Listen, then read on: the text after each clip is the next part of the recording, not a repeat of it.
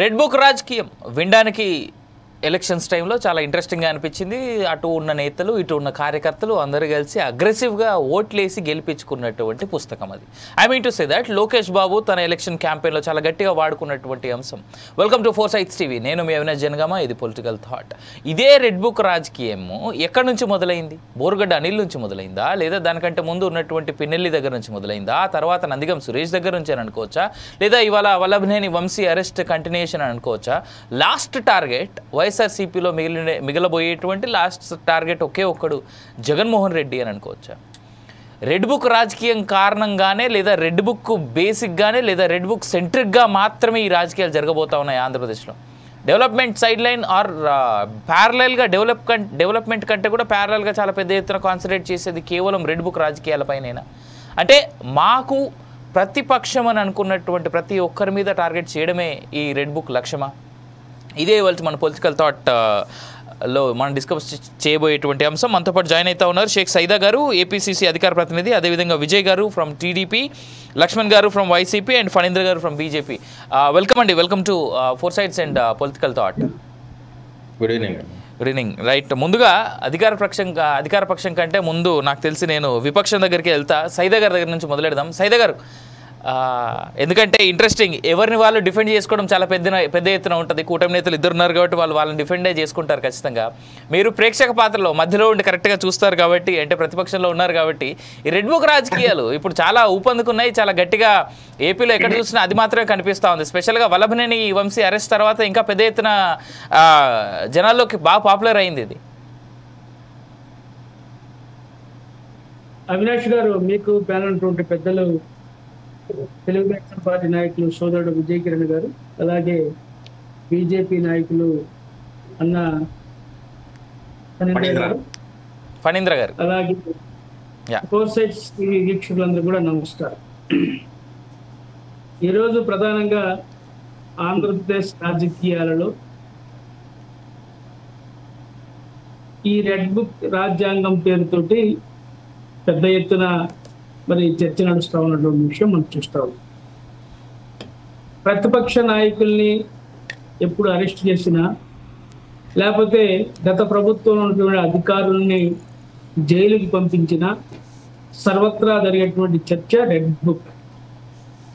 ఈరోజు అంటే నిన్నగాక మొన్న వల్లభనేని వంశీ, గన్నవరం మాజీ శాసనసభ్యుడు, వైసీపీ నాయకుడు వల్లభనేని వంశీని తెల్లారుజామున హైదరాబాద్లో వాళ్ళ ఇంట్లో అరెస్ట్ చేసి విజయవాడ పటమట పోలీస్ స్టేషన్ తీసుకొచ్చి మరి తెల్లారుజామున దాదాపు 2:30 గంటల సమయంలో న్యాయమూర్తి ముందు హాజరుపరిచి రిమాండ్ పంపించినటువంటి ఘటనకు సంబంధించి ఈరోజు వైసీపీలో మరి అనేక మంది నాయకులు మాట్లాడుతూ ఉన్నారు. సాక్షాత్తు మాజీ ముఖ్యమంత్రి, వైసీపీ చీఫ్ అయినటువంటి జగన్మోహన్ రెడ్డి గారు కూడా కక్షపూరిత రాజకీయాలు చేస్తూ ఉన్నారు. తెలుగుదేశం పార్టీ మూల్యం చెల్లించుకోవాల్సి ఉంటుందని చెప్పి కూడా ఆయన మాట్లాడినటువంటి పరిస్థితి మనం చూస్తాం. వాస్తవంగా అవినాష్ గారు భారత రాజ్యాంగాన్ని, అంబేద్కర్ రాసినటువంటి రాజ్యాంగాన్ని ఎవరు ప్రస్తావించటం, ఎవరు మాట్లాడటం. గత వైసీపీ 2019 నుంచి 24 పరిపాలనలో మరి ఆ రోజు వైసీపీ భారత రాజ్యాంగం ప్రకారం పరిపాలన చేయటం లేదు, వాళ్ళు ఒక రాజ్యాంగాన్ని తీసుకొచ్చారని చెప్పి మాట్లాడిన పరిస్థితి కూడా చూశారు.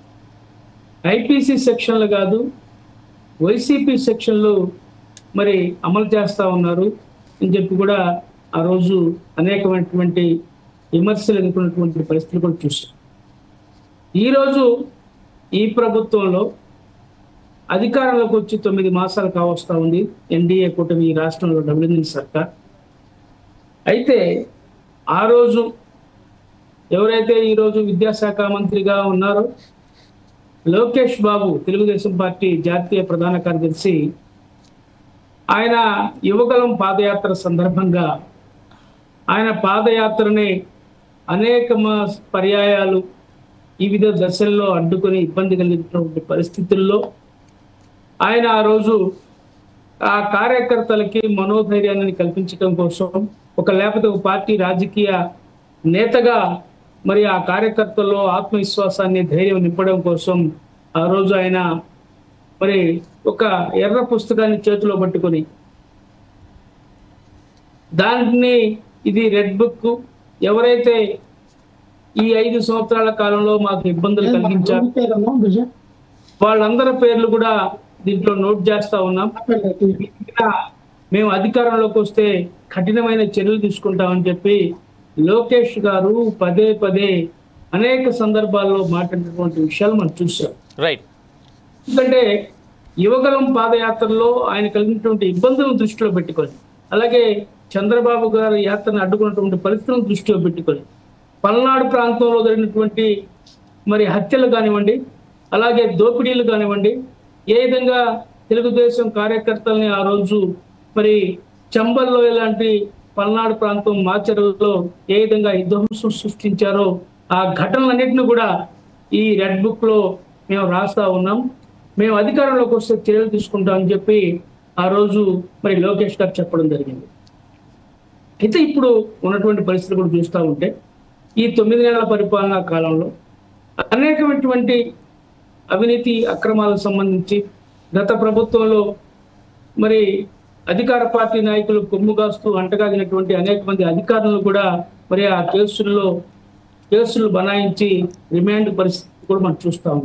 మైనింగ్ విషయంలో కానివ్వండి, మద్యం విషయంలో కానివ్వండి, అనేకమైనటువంటి ఘటనలకు సంబంధించి ఏపీఐడిసి మరి ఎండీని కూడా మరి జైలుకు పంపించినటువంటి పరిస్థితి, వెంకటరెడ్డి గారిని కూడా ఆయన కూడా పంపించినటువంటి ఘటనలు చూస్తాం.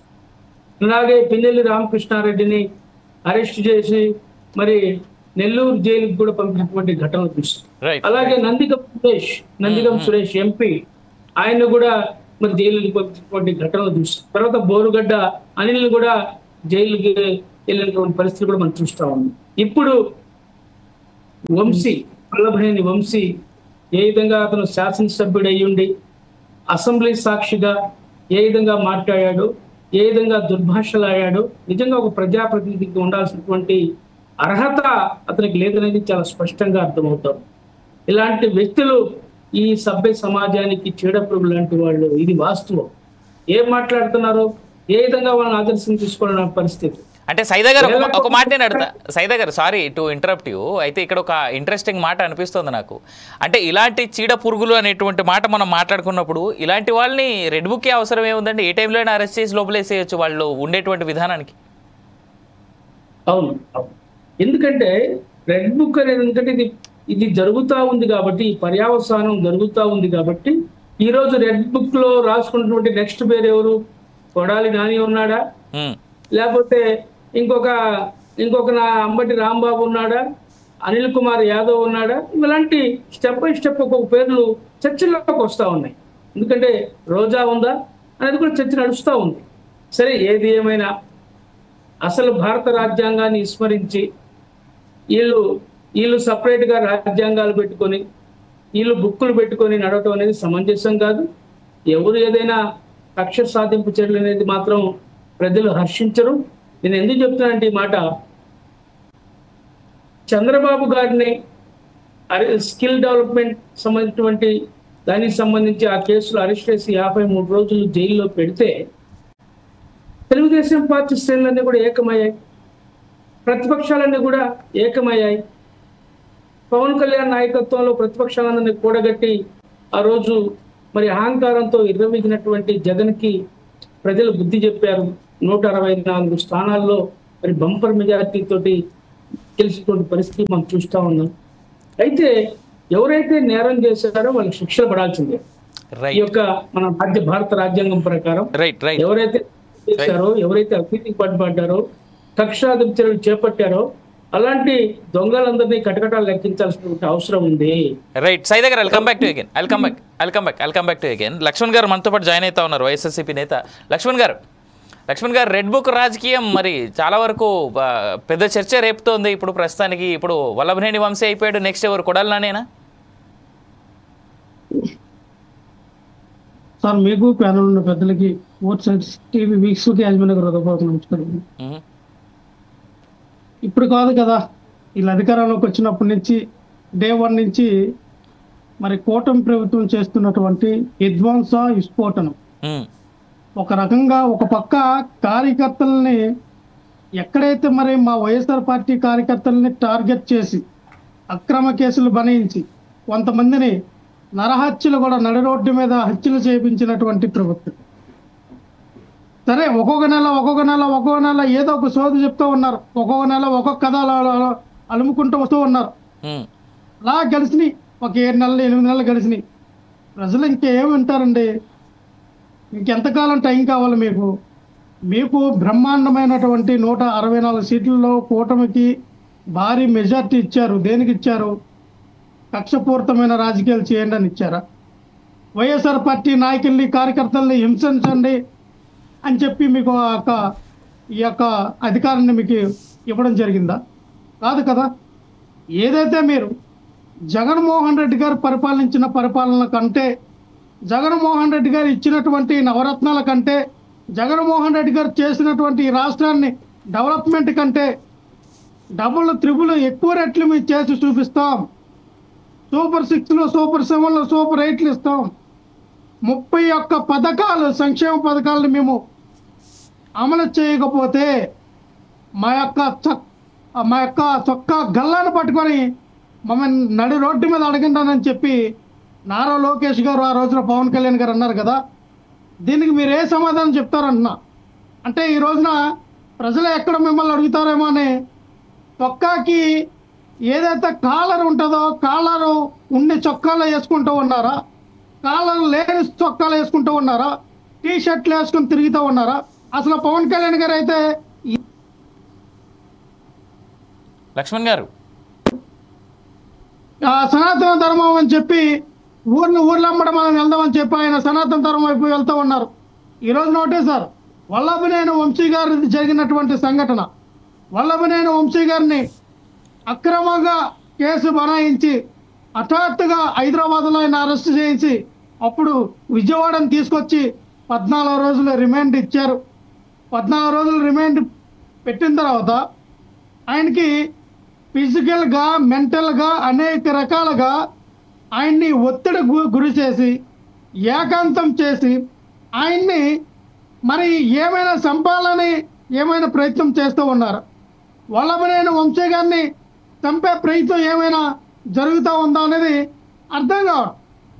ఒకటే చెప్తున్నాను సార్, చట్టాన్ని మీకు నచ్చినట్టుగా చట్టాన్ని మీ చేతిలో తీసుకొని భారత రాజ్యాంగంలో ఉన్నటువంటి సెక్షన్లు కాదు, మా నారా లోకేష్ గారు తీసుకొచ్చినటువంటి ఏదైతే ఎర్ర బుక్కు ఉందో, రెడ్ బుక్ అని చెప్పి ప్రచారం చేశారో ఎలక్షన్కు ముందు, అందులో రాసుకున్న పేర్లన్నింటిలో కూడా మా సెక్షన్లు వేరేగా ఉంటాయని చెప్పి మీరు ఎట్టినటువంటి సెక్షన్లు అమలు చేయాలని చెప్పి అంటే లక్ష్మణ్ గారు దుర్మార్గమైనటువంటి చర్యలు తీసుకుంటూ ఉన్నారో మేము చెప్తూ ఉన్నాం. వల్లభనేని వంశీ గారి మీద ఎవరైతే కేసు పెట్టినటువంటి ఆ సత్యవర్ధన్ అనే వ్యక్తి, ఆయన కేసుని వెనక్కి తీసుకున్నాడు. ఆయన మేము పెట్టిన కేసు విత్డ్రా చేసుకుంటాడని చెప్పి వాగ్దానం చేశాడు. ఆ వాగ్మానం ఇవ్వడం జరిగింది.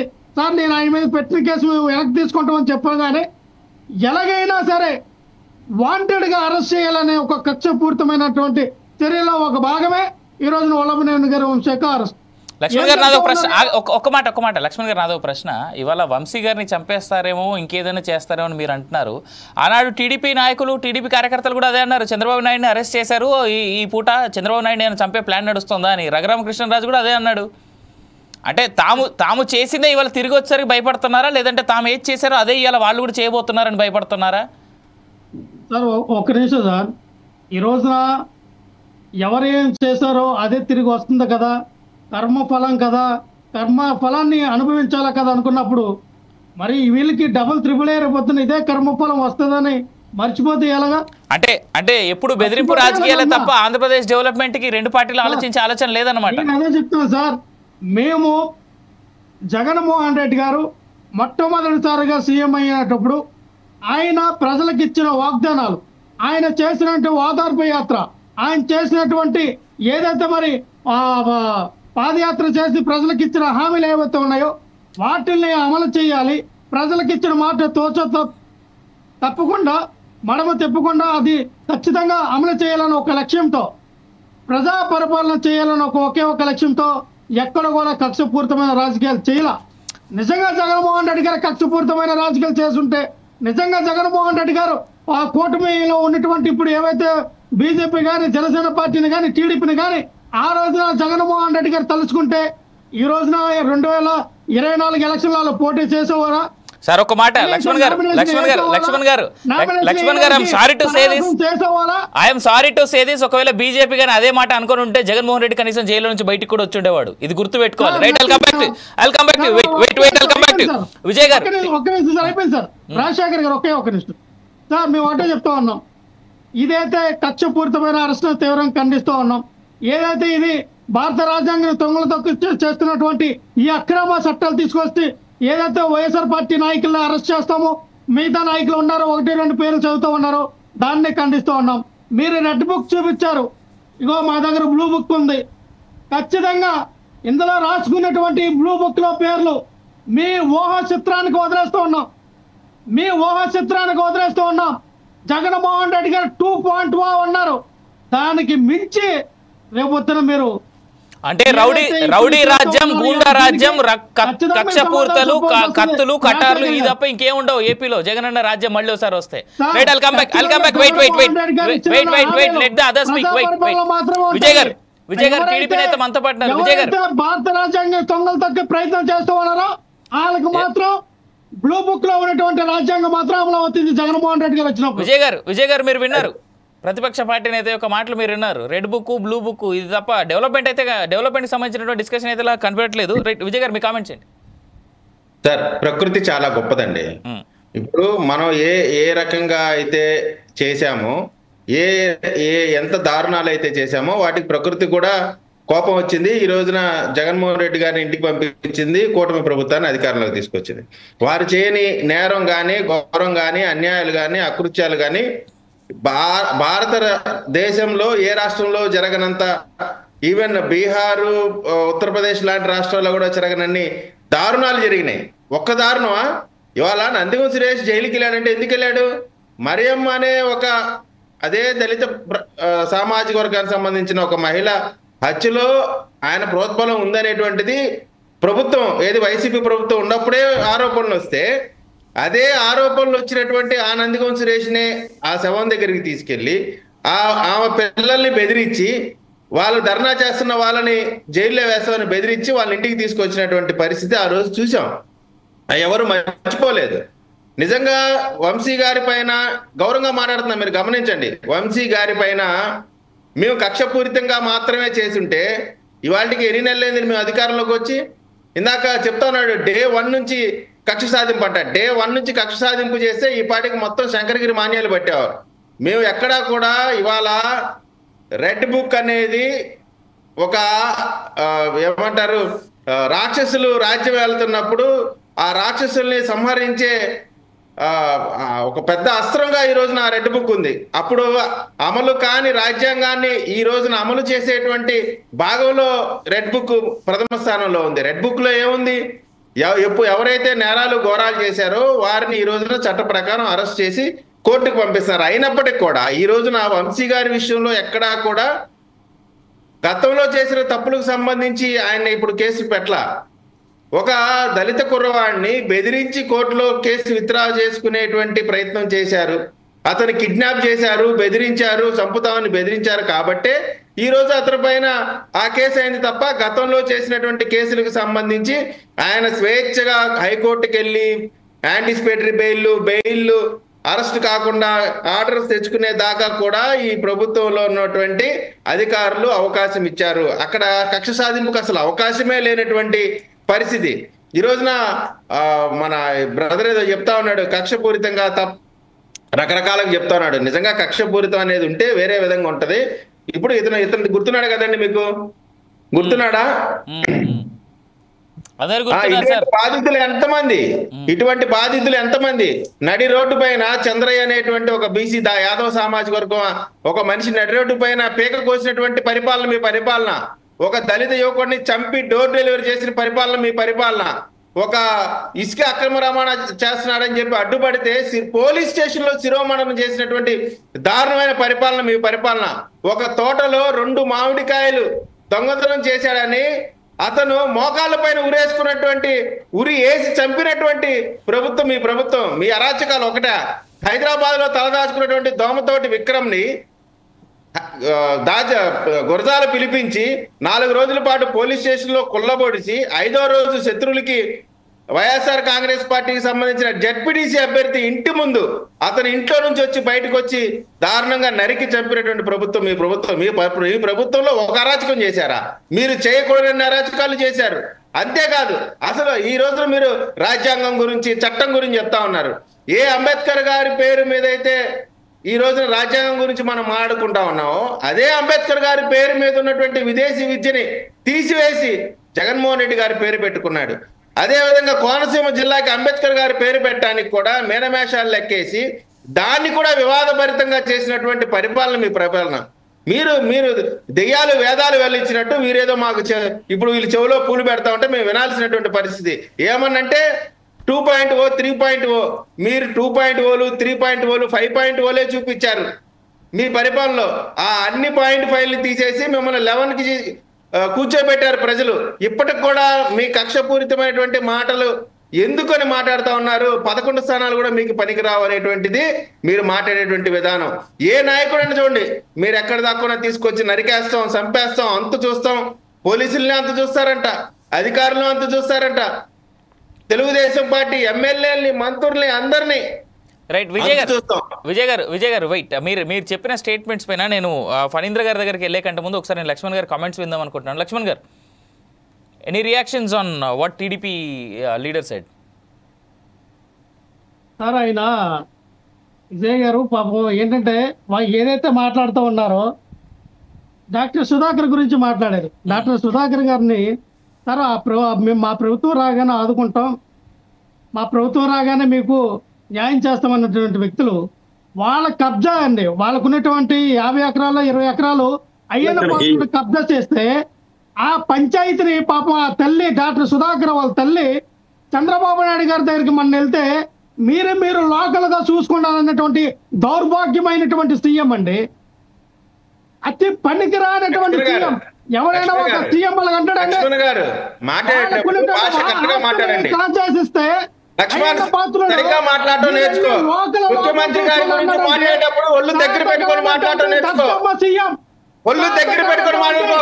దూరంగా ఉన్నాం, టీవీలో ఉన్నాం అని చెప్పి నోటుకు వచ్చేట్టు కుక్కలాగా వాగితే తెగిపోయింది. ఒళ్ళు దగ్గర పెట్టుకొని మాట్లాడు. సమాచారం పడుతున్నావు. ఈజీలెస్ ముఖ్యమంత్రి గారి గురించి మాట్లాడేటప్పుడు ఒళ్ళు పలిసి మాట్లాడుతున్నావు. ముఖ్యమంత్రి ఎవరికి ఎక్కువ ఒళ్ళు పగిలిపోయింది నీకు. ఎవరు ముఖ్యమంత్రి గారు ఒళ్ళు దగ్గర పెట్టుకొని మాట్లాడడం నేర్చుకో. ఏం మాట్లాడుతున్నావు? వినో విజయ్, ముఖ్యమంత్రి అయితే ఎవరికి ఎక్కువ? ప్రజలకి ఆపదలో ఉన్నటువంటి ప్రజలను ఆదుకోవాలనేటువంటి నేర్చుకో.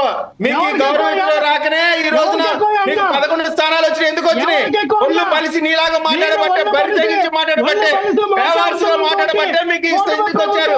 ఇప్పుడు కూడా ఒళ్ళు పలిసిన మాటలు మాట్లాడడం వేరే విధంగా సమాధానం చెప్పాల్సిన పరిస్థితి కూడా వస్తుంది. అక్రమ అరెస్టులు చేసి అక్రమ అరెస్టులకే మీరేమో జైల్లో తీసుకెళ్ళి నేను చెప్పిన 10 అంశాల పైన ఒక్క దానిపైన మాట్లాడే దమ్ము ధైర్యం నీకుందా? చింతమనేని ప్రభాకర్ దెందులూరు ఎమ్మెల్యే ఏం మాట్లాడండి? ఒరే లజ్జో గనక కారు ఎవరు ఇక్కడ పెట్టమన్నాడు.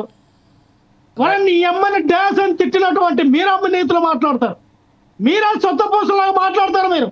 మీరా మాకు సొంత పూసల నీతో మాట్లాడి చెప్తారు. మీరు ఒక పరిపాలనలో ఉన్నటువంటి ఎంఆర్ఓ కడుపులో తన్నిటువంటి వ్యక్తులు ఏం చేశారండి? మీరు మరి ఎమ్మెల్యే టికెట్ ఇచ్చి గెలిపించారు ఆయన్ని. మీరే మాకు సిద్ధపోసులు మాట్లాడతారు. రోజుకి ఇక్కడ ఇసుక దందా జరుగుతుంటే ఇసుక దందాను ఆపిన వ్యక్తుల్ని ట్రాక్టర్ పట్టి తొక్కించింది మీ ప్రభుత్వం. వచ్చినటువంటి 7-8 నెలల్లో 20 హత్యలు. మాట్లాడితే ఏం మాట్లాడితే అర్థం కాదు కాబట్టి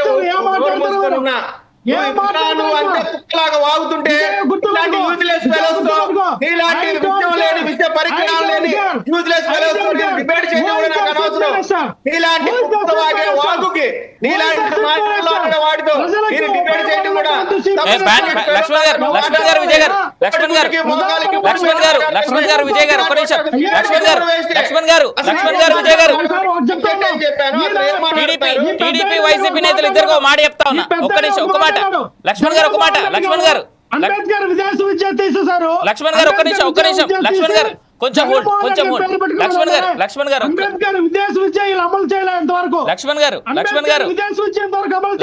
ఒక్క నిమిషం లక్ష్మణ్ గారు వినాలి. లక్ష్మణ్ గారు వినాలి. ఒక్క నిమిషం వస్తున్నా వినాలి. బేసిక్లీ ఇక్కడ చిన్న అండర్స్టాండింగ్ ఇక్కడ ఏంటంటే మీరు కొట్టుకుంటున్నారు అంతవరకు బాగానే ఉంది, కానీ భాష మీ ఇద్దరికి తెలుసో లేదో నాకు తెలియదులే, కానీ మీరు వాడినటువంటి కొన్ని పదాలు దయచేసి అవి ఆనేర్లో ఇక్కడ మా 4 sides-లోనే కాదు, మీరు ఇంకెక్కడ ఉన్నా కానీ అవి వాడకూడని పదాలు కొన్ని మీరు వాడినాయి. సరే, మీకు ఉండేటువంటి పార్టీ భేదాలు అనేటువంటి ఎప్పుడూ ఉంటాయి. పార్టీ విభేదాలు ఇవాళ మీరు వైసీపీలో ఉన్నారు, ఆయన టీడీపీలో ఉన్నారు, రేపు పొద్దున తలా ఆ పార్టీలో వీళ్ళు ఈ పార్టీలోంచి వాళ్ళు అటు ఇటు జంప్ అవుతూనే ఉంటారు అధికారం కోసం, అవన్నీ జరుగుతూనే ఉంటాయి. కానీ ఇవాళ మీరంతా ఒక్క నిమిషం వస్తానండి విజయ్ గారు, వస్తా మీ దగ్గరికి వస్తా. కానీ భాష కొన్ని పదాలు మనం వాడకూడనివి ఉంటాయి. రైట్, నేను మీ ఇద్దరిని మళ్ళీ మాట్లాడించకంటే ముందు బీజేపీ నేత దగ్గరికి వెళ్దాం. ఫణీంద్ర గారు సార్ ఒకే మాట నేను అన్న మాట గౌరవ ముఖ్యమంత్రి గారిని గౌరవంగా మాట్లాడమన్నాను. దానికి ముందర నేను వంశీ గారిని చాలా గౌరవంగా మాట్లాడాను. అయ్యుండొచ్చు ఫణీంద్ర గారు. నేనేమంటానంటే విజయ్ గారు మీరు అన్నారు కాదని నేను అనట్లేదు, కానీ మీరు ఒకరినొకరు సమాధానపరుచుకునేటువంటి విధానంలో ఒకరిపై ఒకరు మాట్లాడుకుంటున్నటువంటి తరుణంలో ఇద్దరు కొన్ని పదాలు వాడకూడని వాడారు అని చెప్తున్నాను నేను, అంతే. యాంగర్ అనేటువంటిది ఎప్పుడు మళ్ళీ కంట్రోల్ తప్పేలాగే చేస్తుంది. రైట్ ఫణీంద్ర గారు మీరు విన్నారు ఇప్పటి వరకు. చాలా చక్కగా మనుషుల్ని ఉత్తేజపరిచే విధంగా అన్ని రకాలుగా చేసేటువంటి విధంగా ఉండేటువంటి 4 seats జర్నలిస్ట్ అవినాష్ అన్నకి, అదే విధంగా పెద్దలు సైద్ అన్న గారికి, నా ప్రియ మిత్రులు ఆవేశపూరితమైనటువంటి వైసీపీ నాయకులైనటువంటి లక్ష్మణ్ అన్నకి, అదేవిధంగా విజయ్ గారికి అందరికీ నమస్కారం అన్న. ఇప్పుడు వరకు చూసాం చాలా చక్కగా అన్ని రకాలుగా. లక్ష్మణ్ సంగతి ఎప్పుడు తెలిసిందా, ఆయన ఎప్పుడు పాపం ఆవేశంగానే మాట్లాడతాడు. ఇంకా మిడిమిడిగా ఉన్నటువంటి పార్టీని తన చేతులతో అడ్డుపెట్టి పార్టీని ఇంకా ముందుకు తీసుకెళ్లాలని పాపం ఎంతో చక్కగా ఉత్సాహంగా ఆయన లక్ష్మణ్ అన్న మాట్లాడే తీరు చాలా చక్కగా. అదే విధంగా ఇప్పుడు రెడ్ బుక్ అనే వ్యవస్థ గురించి మనం మాట్లాడే అన్న, ఈ రెడ్ బుక్ అనేది వైసీపీ ప్రభుత్వం ఏదైతే ఫెయిల్యూర్ అయ్యిందో, వైసీపీ ప్రభుత్వం ఏదైతే ఈ యొక్క వాలంటరీ వ్యవస్థలో ఉన్నటువంటి ప్రజల దగ్గర ఉన్నటువంటి బాధలు, కొంతమంది వాలంటరీస్ కార్పొరేషన్ ఎన్నికల్లో బెదిరింపు రాజకీయాలు స్టార్ట్ చేశారో, ఇటుపట్టే ఆ రోజే ఈ రెడ్ బుక్ వ్యవస్థ అనేది స్టార్ట్ అయింది. ఇందులో తప్పేముంది? రెడ్ బుక్ వ్యవస్థ అంటే ఏంటి? మా ప్రభుత్వం కనుక వస్తే, మా యొక్క ఎన్డీఏ కూటమిలో మా ప్రభుత్వం కనుక వస్తే ప్రజలు ఏవైతే సమస్యలు, ప్రజలు ఏవైతే ఇబ్బందులు పడ్డారో, ప్రజలు ఏవైతే ప్రభుత్వం నుంచి కోరుకుంటున్నారో, ఎవరు ఈ ప్రభుత్వాన్ని ఎవరు ఇబ్బంది పెట్టారో వాళ్ళ గురించి మాత్రమే రాసుకున్నారు. కానీ ఇందులో అక్రమాలు అన్యాయాలు ఎక్కడ రాయలేదే. ఈ రోజున మీరు వంశీ గారి గురించి మాట్లాడారు, కొడాల నాని గారి గురించి మాట్లాడారు, లేదంటే రోజా గారి గురించి మాట్లాడారు, లేదంటే వాళ్ళు ఈ రోజున రాజ్యాంగ వ్యవస్థలో ఒక దేవాలయంగా భావించేటువంటి ఒక అసెంబ్లీలో అంత నీచాతి నీచంగా వాళ్ళు మాట్లాడినటువంటి తీరు సాక్షాత్తు ముఖ్యమంత్రి గారి దగ్గర నుంచి, స్పీకర్ దగ్గర నుంచి, లోకల్ గా ఉన్నటువంటి ఎమ్మెల్యేల దగ్గర నుంచి ఎవరు మాట్లాడలేదు చెప్పండి? ఒక ఇన్ని సంవత్సరాలైనటువంటి ఒక వయసుకు కూడా వాల్యూస్ లేకుండా అంత రాజకీయం అనేది ఎవరు చేశారు? అలా బెదిరింపు రాజకీయాల్లో ఎవరున్నారు? అంతా కూడా మనం చూసినటువంటి వ్యవస్థే. ఈ రెడ్ బుక్ అనేది యువగళం స్టార్ట్ అయిన వెంటనే, లోకేష్ గారు యువగళం స్టార్ట్ చేసిన వెంటనే ఆయన క్లారిటీగా చెప్పారు. అంతకు ముందు పవన్ కళ్యాణ్ గారు ప్రజల వద్దకు వచ్చేటప్పుడు ఏదైతే ప్రజల సమస్యలు ఉన్నాయో, ఉత్తరాంధ్రలో ఆయన పర్యటన చేసినప్పుడు కూడా ఆయన కొంతవరకు రాసుకొని వస్తే, ఎన్డీఏ కూటమి ఏర్పడిన వెంటనే ఒక్కొక్కరు ఒక్కొక్క రకంగా ప్రజల సమస్యని తెలుసుకున్నారే. వీళ్ళని ఎవరు బాధ పెట్టలేదు. ఈ రోజున వంశీ గారి గురించి పాపం భయపడుతూ మాట్లాడుతున్నారు మా లక్ష్మణ్ అన్న. వంశీ గారి తాలూకు అనుచరుల పరిస్థితి తెలియదా? రంగవల్లి దగ్గర నుంచి, భీమవరం రామకృష్ణ దగ్గర నుంచి, శేషు దగ్గర నుంచి, రవి దగ్గర నుంచి, కొమ్మకోట్ల దగ్గర నుంచి వీళ్ళందరూ కూడా అక్రమాలు లేదంటే ఈ యొక్క వ్యవస్థను వీళ్ళు తీసుకోలేదా? జూదాలు, అక్రమ అరెస్టులు, కబ్జాలు చేయలేదా? ఈ రోజున సత్యవర్ధన్ అనే వ్యక్తి ఎక్కడ అరెస్ట్ అయ్యాడన్నా? విశాఖపట్నంలో ఆయన అరెస్ట్ అవ్వడం అనేది, ఆయన అనుచరులు అరెస్ట్ సత్యవర్ధన్ బెదిరించి తీసుకురాలేదా విశాఖపట్నాన్ని? అంటే వంశీ గారి అనుచరులు కదా సత్యవర్ధన్ పక్కన ఉన్నటువంటి వ్యక్తులు. సో ఇంత క్లారిటీగా బెదిరింపు రాజకీయం జరుగుతున్నప్పుడు రెడ్ పుస్తకం అనేది ఎవరైతే ప్రభుత్వ హయాములో ప్రభుత్వ హోదాలో ఉండి ప్రజలు ఎన్నుకున్నటువంటి ఎమ్మెల్యేలు కానీ వాళ్ళు ఏ విధంగా ప్రజల్ని పీడించారో, ప్రభుత్వాన్ని ఏ విధంగా ఇబ్బంది పెట్టారో, ప్రజాపాలన ఏ విధంగా వాళ్ళకి నచ్చినట్టుగా చేసుకున్నారో, ఎవరైతే ఈ ప్రభుత్వ అధికారులందరినీ కూడా వాళ్ళ చెప్పు చేతల్లో పెట్టుకున్నారో వాళ్ళ మీద మేము గవర్నమెంట్ వచ్చిన తర్వాత 100% ప్రజలకు న్యాయం జరిగే విధంగా, ప్రజలు సుభిక్షంగా ధైర్యంగా ఏ సమస్య వచ్చినా కూడా ముందుకొచ్చి చెప్పేటువంటి విధంగా వాడు ఎమ్మెల్యే అయినా మంత్రి అయినా ఎవరైనా సరే కూడా ప్రజలు ధైర్యంగా ముందుకు వచ్చే విధంగా మా పాలన ఉంటుంది అని చెప్పేసి ఈ యొక్క ఎన్డీఏ కూటమిలో ఆ రోజే లోకేష్ గారు కానీ, పవన్ కళ్యాణ్ గారు కానీ, చంద్రబాబు నాయుడు గారు కానీ, మా అధ్యక్షులు పురంధేశ్వరి గారు కానీ ప్రతి ఒక్కళ్ళు చెప్పడం అనేది జరిగింది. ఈ రోజున ఎక్కడ ఏ అక్రమంగా ఎవరిని అరెస్ట్ చేస్తారో చెప్పండి. పోనీ అక్రమంగా అరెస్ట్ అనేది ఎవరు? వంశీ గారు సుత్తపోస? వంశీ గారు సాక్షాత్తు ముఖ్యమంత్రి గారు ఒక మహిళ అనేది కాకుండా ఆ రోజుల్లో అంత సీనియర్ నాయకుడు. అయ్యో మనం ఎక్కడి నుంచి వచ్చాం, ఏ పార్టీ మనకు అన్నం పెట్టింది, ఏ పార్టీలో నేను నాయకుడిగా ఎదిగాను, ఏ పార్టీ నుంచి ఈ రోజు నాకు గుర్తింపు వచ్చిందని అది కూడా మర్చిపోయి అంత నీచాతి నీచంగా ఎవరు ఇప్పుడు మీరు మాట్లాడుతున్నారే అంత నీచాతి నీచంగా ఒక మహిళ గురించి మాట్లాడినటువంటి వ్యక్తి, ఒక ఆవిడ ఎంత పెద్దవారు సాక్షాత్తు ఒక ఆయనగా ఒక అక్క వయసుకురాలైనటువంటి వ్యక్తి గురించి మాట్లాడేది. నిజంగా కక్షపూరితంగా ఉంటే ఆయన ముఖ్యమంత్రి అయినట్టు వెంటనే నిజంగా ఆయన ఏ రోజు కేసు మీద అరెస్ట్ చేయవలసినటువంటి బాధ్యత ఆయనకు ఉండేది. కానీ ఆ విషయంగా ఆయన ఎప్పుడు కూడా మాట్లాడలేదే, కన్నీళ్లు పెట్టుకున్నాడే తప్పించి కానీ ఏ రోజు కూడా ఇంతటి నీచంగా ఎవరు మాట్లాడారో చెప్పండి. కొడాల నాని గారు ఏ రోజైనా సరే నో రిప్పితే బూత్ సాక్షాత్తు ఒక మంత్రి హోదాలో ఉండి నువ్వు ఒక ఎమ్మెల్యే అయి ఉండి నువ్వు గుట్కాలు వేసుకుని పాన్ పరాగ్ వేసుకుని అసెంబ్లీలోకి అడుగు పెట్టావు అంటే ఆఖరికి ఒక సినిమా వచ్చే ముందే సిగరెట్ల గురించి పాన్ పరాగుల గురించి చెప్తున్నటువంటి వ్యవస్థలో నువ్వు అసెంబ్లీకి ఒక పాన్ పరాగ్ వేసుకుని వచ్చావంటే నువ్వు ఇంకా ఎటువంటి వ్యవస్థలో మీరు ఉన్నారు? అంటే ఇంత నీచ రాజకీయం ఎవరు చేశారన్నా మనం ఇది ప్రజల కళ్ళ కట్టినట్టు చూశారు. ఈ రోజున రెడ్ బుక్ వ్యవస్థలో ఉన్నటువంటి నాయకుల్ని ఎవరైతే వీళ్ళు అరెస్ట్ చేస్తున్నారో వాళ్ళు ఏది కూడా సొంత లాభం కోసం పవన్ కళ్యాణ్ గారిని తిట్టారనో, లేకపోతే చంద్రబాబు నాయుడు గారిని తిట్టారనో, లేకపోతే లోకేష్ గారిని తిట్టారనో, లేదంటే ఇంకోటిగా అరెస్ట్ చేయలేదే. ఈరోజు సత్యవర్ధన్ గారు అబద్ధం చెప్పాడా? ఆయన ఎస్సీ ఎస్టీ కేసు అబద్ధమా? ఆయన అక్రమంగా విశాఖపట్నం తరలించడం అబద్ధమా? ఆయన అనుచరులు ఇద్దరు కూడా విశాఖపట్నంలో ఆయనతో పాటు సత్యవర్ధన్తో ఉండడం అనేది అబద్ధమా? ఈ రోజున వంశీ గారు నిజంగా అబద్ధమైతే ఈ రోజున వంశీ గారు ఆయన ఎందుకు మ్యానిపులేట్ చేయాలా? ఆయన ఎందుకు విశాఖపట్నం పంపించాలా? ఆయన ఎందుకు మెస్ప్రెస్ చేయాలా? నేను వంశీ గారి గురించి ఒక్క కేసు గురించి నేను మాట్లాడుతున్నా. ఈ రోజున ప్రభుత్వ ఉద్యోగస్తులను ఆయన చెప్పు చేతల్లో తీసుకోలేదా ఈ ప్రభుత్వం? అంటే ఏ వ్యవస్థ మీరు చెప్పండి కరెక్ట్ గా ఉందని. ఇందాక లక్ష్మణ్ అన్న చాలా చక్కగా మాట్లాడుతున్నాడు. ఓకే పోనీలే అన్న ఒక పార్టీ మీద ఉన్న అభిమానం, ఆయన ఏదో మాట్లాడుతున్నాడు, ఆయన ఆ విధంగా అరుస్తున్నాడు, సరే ఏదో ఒకటి లక్ష్మణ్ గురించి నాకు తెలుసు కాబట్టి చెప్తున్నా. మన మనస్సాక్షికి గుండెలో ఉన్నటువంటి మనస్సాక్షికి మనం మాట్లాడుకుందాం. ఈ రోజున డిబేట్ ప్రజలు చూస్తున్నారు. ఎంత మందిని రాజకీయ నాయకులు అచ్చెన్నాయుడు గారి దగ్గర నుంచి చంద్రబాబు నాయుడు గారి దగ్గర నుంచి ఆఖరికి లోకల్ గా ఉన్నటువంటి కార్యకర్తల దగ్గర నుంచి టీడీపీ కార్యాలయం దాన్ని ధ్వంసం చేయడం అది కరెక్ట్. అది పట్టాభి గారి ఇల్లు ధ్వంసం చేయడం అనేది అది అందరూ చూస్తున్నదే కదా. మీడియాలో మన ప్రింట్ అండ్ ఎలక్ట్రానిక్ మీడియాలో క్లారిటీగా మనం చూపించినటువంటి వ్యవస్థ ఈ రోజున ప్రజలు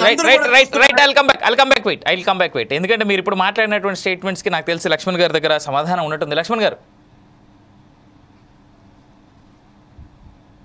గణేష్ గారు, ఇందాక వల్లభనేని వంశీ గారు ఏ పార్టీ నుంచి వచ్చారు, ఏ పార్టీ భవిష్యత్తు ఇచ్చింది, ఏ పార్టీలో ఎదిగారు అన్నారు. ఎస్, వల్లభనేని వంశీ గారు టీడీపీ అంటే పడి చచ్చిపోయేంత అభిమానం ఉండేది. ఎన్టీ రామారావు గారు అంటే ఎన్నలేనటువంటి ప్రేమ అభిమానం ఉండేది మనకు తెలుసు. ఎందుకంటే నేను చూసా వల్లభనేని వంశీ గారికి టీడీపీ అంటే ఒక పేటెంట్ రైట్స్ లాగా అటువంటి అభిమానం ఉన్నటువంటి వ్యక్తి ఏం చేశారండి?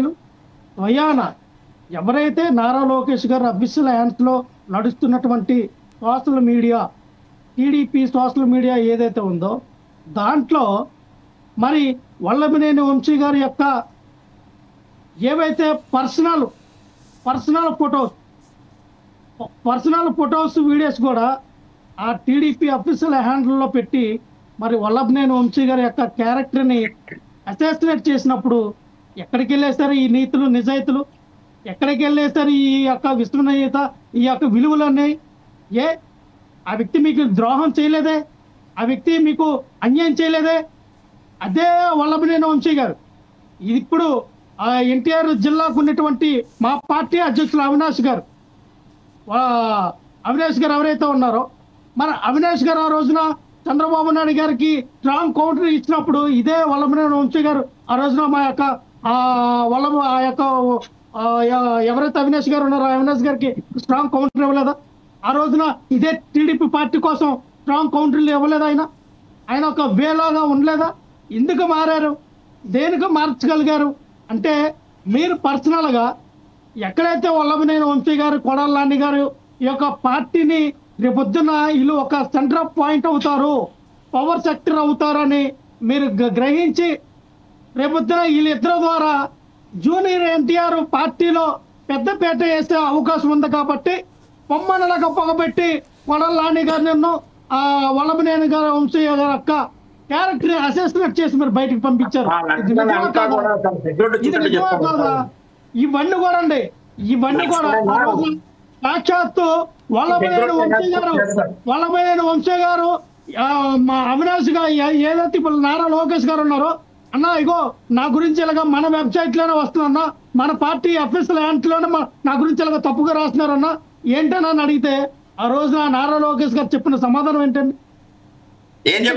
కొడాలి నాని గారిని వల్లభనేని వంశీ గారిని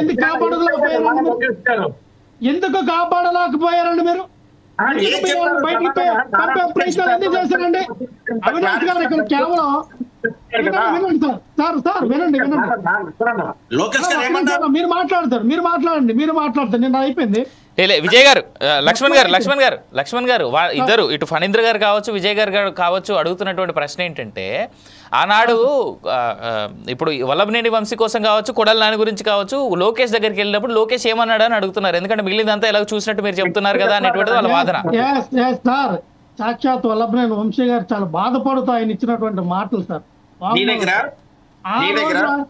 బహిరంగ ఇచ్చారు సార్. మీరు చూడండి, మీ దగ్గర మన ప్రాపర్ గా లేదా, లేకపోతే నేనేం చేయలేను. మీరు ఏ పార్టీ తరపున వచ్చారో ఆ పార్టీ వాళ్ళని అయ్యా నాకు కొంచెం నోట్స్ ఇవ్వండి, స్టాటిస్టిక్స్ ఇవ్వండి అంటే ఖచ్చితంగా వాళ్ళందరూ మీకు ఇస్తారు. దానికి తరపున సబ్జెక్ట్ ఇస్తారు, దాని తగ్గ వీడియోలు ఇస్తారు. ఆ రోజున వల్లభనేని వంశీకి జరిగినటువంటి నారా లోకేష్ మధ్య జరిగినటువంటి సంభాషణ ఏం జరిగిందో అన్ని పూర్తిగా మీరు తెలుసుకోండి. లోకేష్ గారు అడగండి. అయ్యా లోకేష్ గారు, ఆ రోజున మీరు వల్లభనేని వంశీ గారి గురించి ఎందుకు మీరు తప్పుగా రాయించారు, ఎందుకు తప్పుగా పోస్ట్ చేయించారు, ఎందుకు ఆయన క్యారెక్టర్ అసాసినేట్ చేయించారు, ఎందుకని మీరు అడగండి సార్.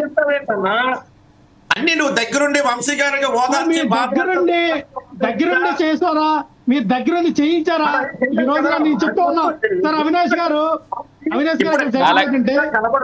నాని గారు ఎవరైతే వల్లభనేని వంశీ గారు వీళ్ళిద్దరూ టీడీపీ పార్టీలో పవర్ సెక్టర్ ఎదిగే కార్యక్రమంలో రేపు నారా లోకేష్ గారికి అడ్డు తగిలే కార్యక్రమం జరుగుతూ ఉంటది. నారా లోకేష్ గారికి వీళ్ళిద్దరూ అడ్డుగా ఉంటారు. సో రేపు జూనియర్ ఎన్టీఆర్ గారిని తీసుకొస్తే నా పరిస్థితి ఏంటని చెప్పి ఇద్దరు ప్యానలిస్టులు ఇద్దరికి లక్ష్మణ్ గారు ఒక్క నిమిషం.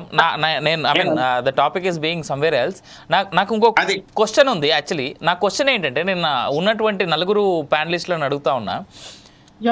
టీడీపీ వాళ్ళేమో రెడ్ బుక్ అంటా ఉన్నారు. సరే, రెడ్ బుక్ పాలన నడుస్తుంది. వైసీపీ వాళ్ళేమో జగన్ అన్న 2.0 వస్తుందని చెప్పి జగన్మోహన్ రెడ్డి గారు ఆయన అనౌన్స్ చేసుకుంటా ఉన్నాడు. సో కాబట్టి జగన్మోహన్ రెడ్డి అంటున్నట్టుగా జగన్ 2.0 వస్తే రెడ్ బుక్ అని చెప్పేసి అనేటువంటి మాట మాట్లాడుతూ ఉన్నారు. సైదా గారు, నాకు తెలిసి దీని గురించి మీరు చెప్తే బెటర్గా ఉంటుందేమో.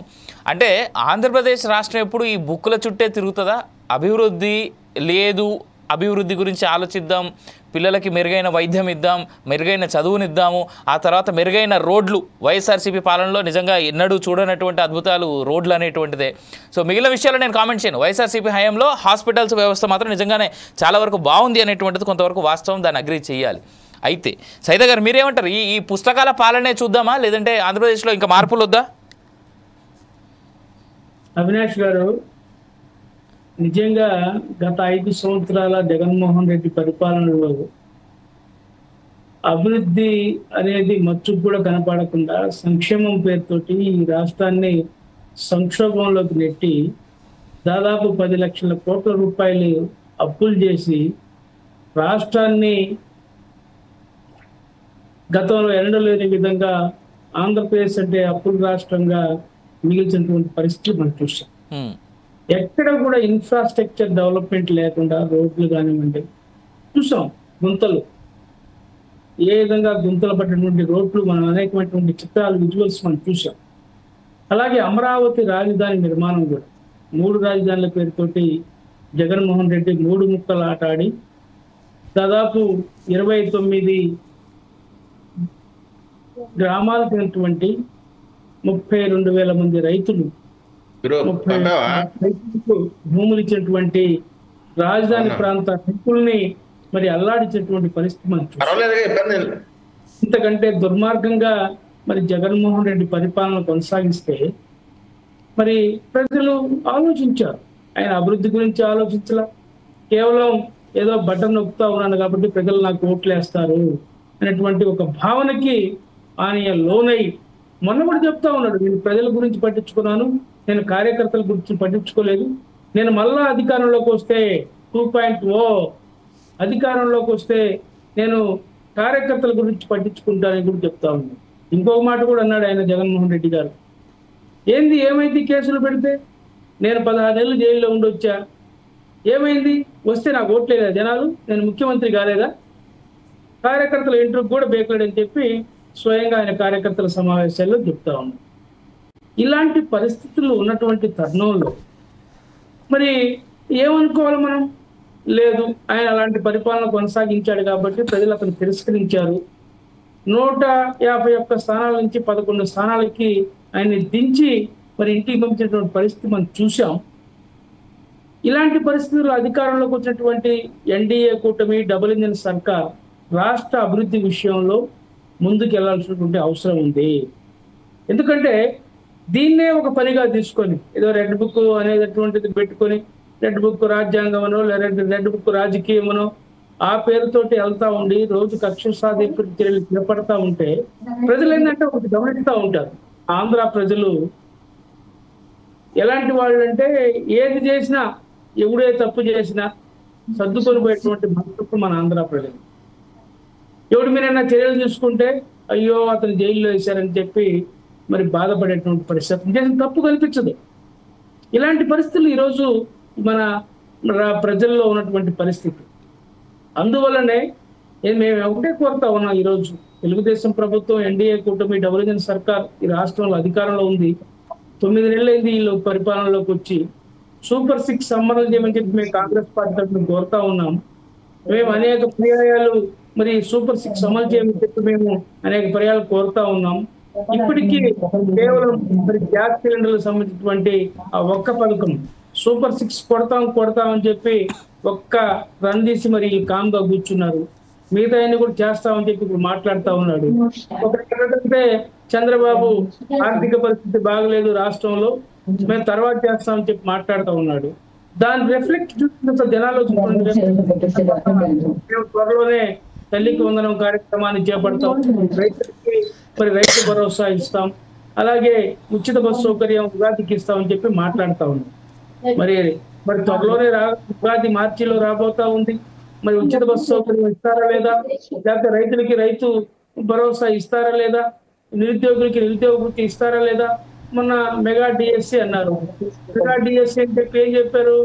ఇప్పుడు 9 ఏళ్ళైంది, అది లేదు గిత్తి లేదు, రేపు ఎమ్మెల్సీ ఎలక్షన్ బోర్డు డిఎస్సి ప్రకటిస్తామని చెప్పి చెప్తా ఉన్నారు.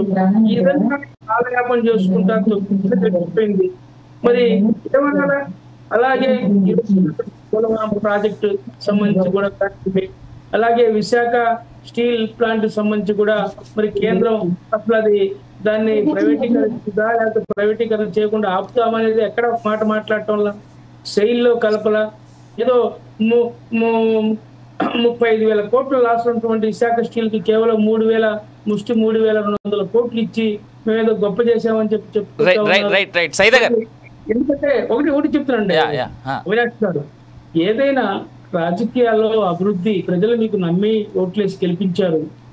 జగన్మోహన్ రెడ్డి గారు చేసినటువంటి తప్పుల్ని మీరు కూడా చేయకుండా ప్రజలు మీకు మీ మీద పెట్టుకునే నమ్మకాన్ని వమ్ము చేయకుండా ప్రజలు ఏదైతే ఆశించారో, ఏదైతే మీకు మ్యాండేట్ ఇచ్చారో దాని ప్రకారంగా మరి అభివృద్ధి చేయాలని చెప్పి మేము కాంగ్రెస్ పార్టీ తరఫున కోరుతా ఉన్నాం. మరి ప్రతిపక్షంగా వ్యవహరించాల్సినటువంటి జగన్మోహన్ రెడ్డి ఆయన ఇంకా ఆగలేదు. ఆయన ఏ విధంగా గతంలో ఉన్నాడు, ఇప్పుడు కూడా అదే విధంగా వ్యవహరిస్తా ఉన్నాడు, ప్రజలు చూస్తా ఉన్నారు. కాబట్టి మీరు చాలా సమన్వయంతో, ఎందుకంటే ఇప్పుడు సోదరుడు లక్ష్మణ్ మాట్లాడినా, మరి లేకపోతే మన సోదరుడు విజయ్ కిరణ్ మాట్లాడినా, లేకపోతే ఫణీంద్ర మాట్లాడినా, ఇక్కడ ఆవేశాలకు పోకుండా, ఎందుకంటే రాజకీయాల్లో ఇవన్నీ సాధారణంగా జరుగుతూ ఉంటాయి. ఒకసారి మాట్లాడినప్పుడు కొంచెం ఉద్రేకంగా మాట్లాడే పరిస్థితులు వస్తాయి. లక్ష్మణ్ మాట్లాడని చెప్పి మనం మాట్లాడితే గాడిద గుర్రం రెండు ఒకటి అవుతుంది, దానివల్ల ఉపయోగం లేదు. ఇక్కడ మనం చర్చించుకోవాల్సినటువంటి అంశాలు ఉన్నాయి. ఈ డిబేట్ ని కొన్ని వేల మంది చూస్తూ ఉంటారు. దీన్ని మనం ఆలోచన చేయాల్సిన అవసరం ఉంది. అతని పార్టీని అతను ఎఫర్ట్ చేసి మాట్లాడుకునేటువంటి పరిస్థితుల్లో ఒక మాట దొరవచ్చు. ముఖ్యమంత్రి ఆయన దుష్టుడు దుర్మార్గుడు అని చెప్పి మాట్లాడవచ్చు. అయినా మనం కొంత సమయం పాటించి ఆయన గురించి మాట్లాడాల్సిన అవసరం ఉంది. దయచేసి మన యొక్క ఎథిక్స్ కట్టుబడి ఉండాలా. మనం కూడా కొడాలి నాలాగనో, వల్లభరెడ్డి వంశీ లాగనో, రోజా లాగనో, లేకపోతే బోరుగడ్డ అనిల్ లాగనో వీళ్ళలాగా మాట్లాడితే మనకి క్రెడిబిలిటీ ఏముంటుంది? ఇది దయచేసి గమనించాలని చెప్పి ప్యానల్ మిత్రులందరికీ నేను రిక్వెస్ట్ చేస్తా ఉన్నా. దయచేసి ఇది అర్థం చేసుకోవాలని చెప్పి నేను కోరుతా ఉన్నా. థ్యాంక్ యూ సైదా గారు. It was a wonderful statement coming from you. Right, Vijay Kiran గారు. విజయ్ గారు, ఇందాక లక్ష్మణ్ గారు చెప్పండి. నేను ఎక్కడా కూడా ఎవరిని కూడా ఎప్పుడు అగౌరవంగా మాట్లాడను. ఎవరన్నా మా నాయకులను అగౌరవంగా మాట్లాడితే ఒప్పుకునే సమస్య లేదు. ఇక్కడ నేను కూర్చొని మా నాయకులను అగౌరవంగానో లేదో ఇష్టం వచ్చినట్టు మాట్లాడితే మేమేమి ఎట్టి పరిస్థితిలో కూడా వాళ్ళు ఎట్లా మాట్లాడతారో అంతకు మించి మాట్లాడతానికి వెనకాడం. ఎందుకంటే మేము మాట్లాడి గౌరవం ఇచ్చినప్పుడు గౌరవం అడిగే హక్కు మాకు ఉంటది. ఇంకోటి ఇందాక చెప్తా ఉన్నారు, ఎన్టీఆర్ గారి అంటే అభిమానం ఈయనకి వంశీకి అది ఇది అని చెప్తా ఉన్నారు.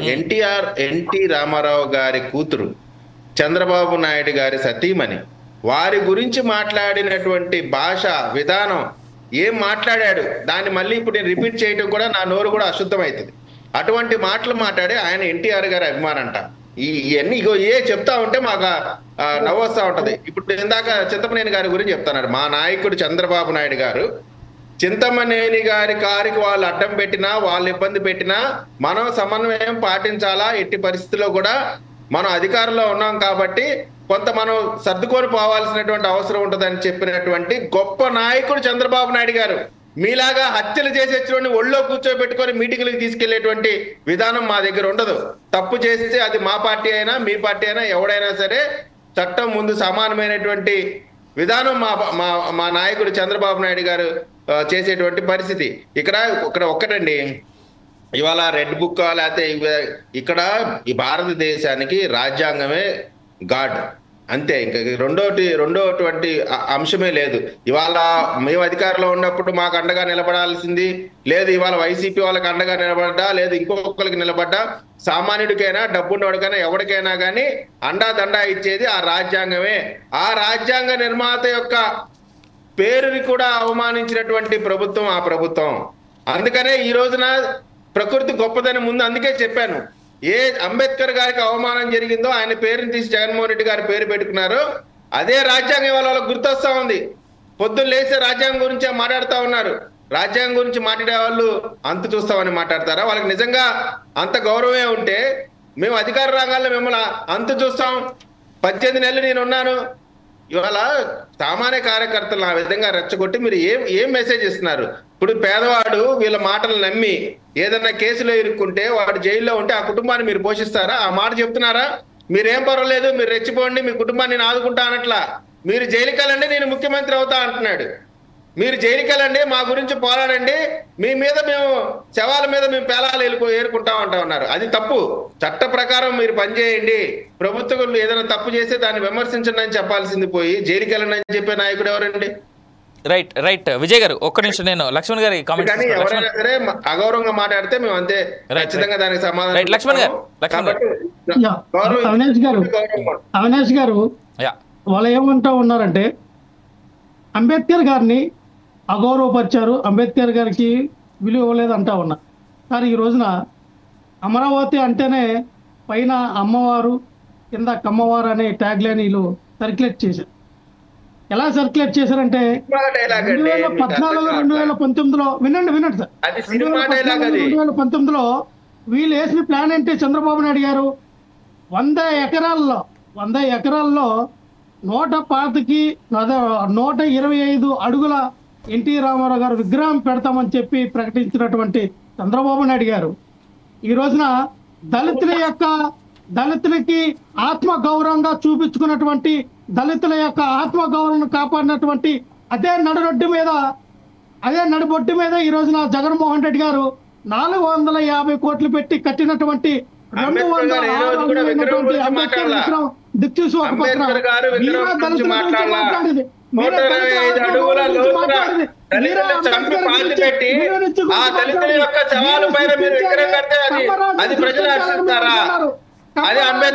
అంబేద్కర్ గౌరవించడం అదేనా? దానికి సమాధానం చెప్పండి. 125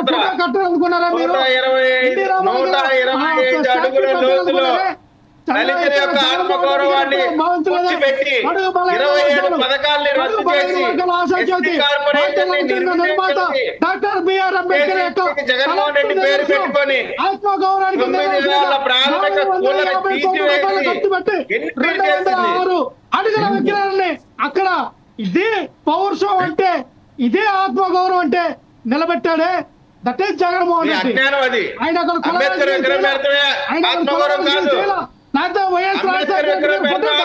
కాదు 150 కోట్ల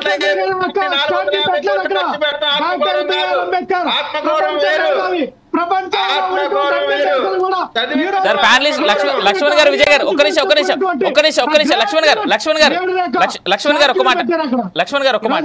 నాకు తెలిసి ఆ విగ్రహాన్ని పెట్టే డబ్బులతో నిజంగా పేదలందరికి కనుక చదువు చెప్పించి ఉన్నట్టు అయ్యుంటే, లేదా ఆ ప్రైస్ లో అదే డబ్బుతో ఏదైనా కాలేజో ఇంకోటో కట్టి ఉన్నట్టు అయ్యుంటే ఇవాళ ఎన్ని వందల పేదలు నిజంగా బాగుపడి ఉండేవాళ్ళు.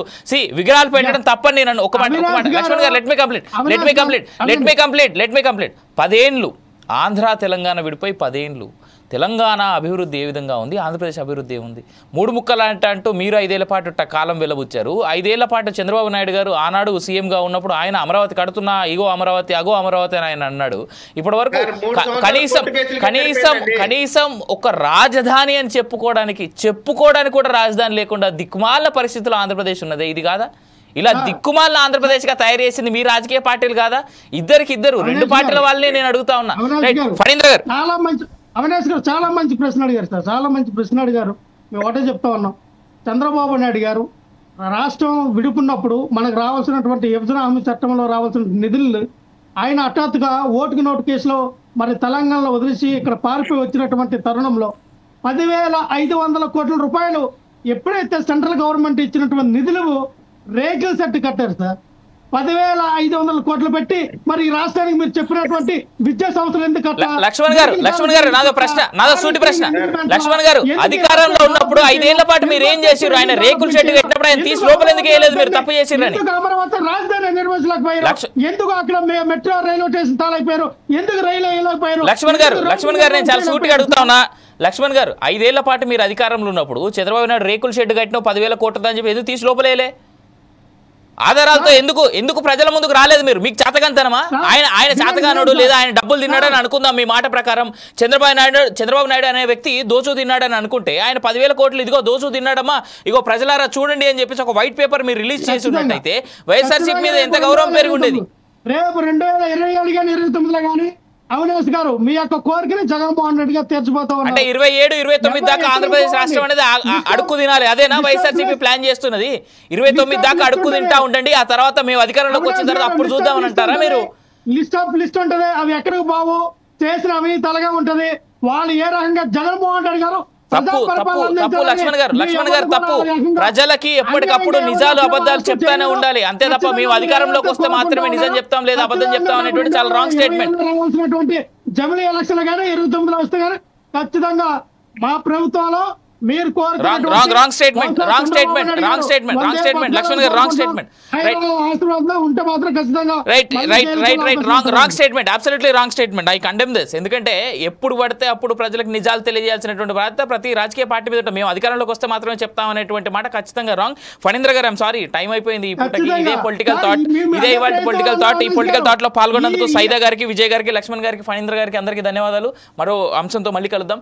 But what ever the YCP leader said, that is absolutely wrong నన్ను అడిగితే మాత్రం. ఎందుకు అని అంటే మేము అధికారంలోకి వచ్చినప్పుడు మాత్రమే ఆయన చేసినటువంటి అవినీతి అంతా బయట పెడతామనంటే 5 ఏళ్ల పాటు అధికారంలో ఉన్నది మీరే కదా. గత 5 ఏళ్ల క్రితం, మీరు అధికారంలోకి రాకముందు 5 ఏళ్ల క్రితం ఆయన చేసినటువంటి అవినీతి గురించి ఇప్పుడు మాట్లాడుతూ ఉన్నారు.